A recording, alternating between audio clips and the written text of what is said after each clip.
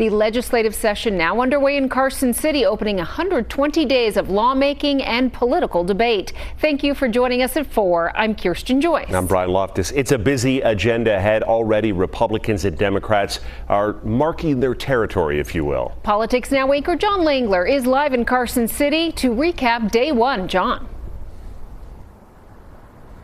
Good evening to you from Carson City. You know, on the first day of the legislative session, very little actually happens. There's pomp, there's circumstance, there's ceremony, and there's anticipation for the grind that's ahead.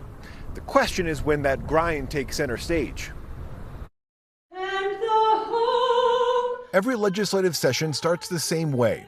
Ceremony is tradition, just like the political give and take on the horizon. Today is mostly ceremonial. Today is the celebration, and then tomorrow the work really starts. Once again, Las Vegas Democrat Steve Yeager is Assembly Speaker. But I think we're committed to try to work together and find solutions. Across the hall and political divide. Reality is, are the Democrats going to be making this session just about making the governor look bad? Republican Robin Titus is the Senate Minority Leader. Do they want to solve problems? So what are the problems?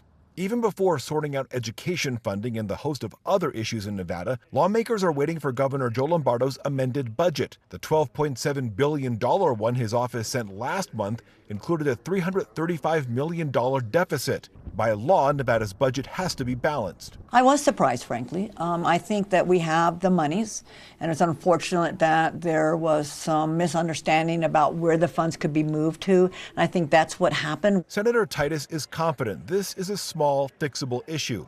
Speaker Yeager. Receiving a proposed budget with a $400 million deficit is unprecedented. I kind of view it as a 5-mile race, and we were starting a mile or two behind the start line. Common ground. Republicans and Democrats are interested in public school accountability on funding and student achievement. Both sides want to improve health and human services, though their methods may differ. Both sides want to address affordable housing. When the session starts, everyone's on their best behavior. 120 days from now, expect a different atmosphere in these halls. So I think we understand each other a little bit better, and I really think we are all committed to talking to one another. Do they want to solve problems? It sounds like you're describing politics. Well, you know, and that is politics, but there's also policy.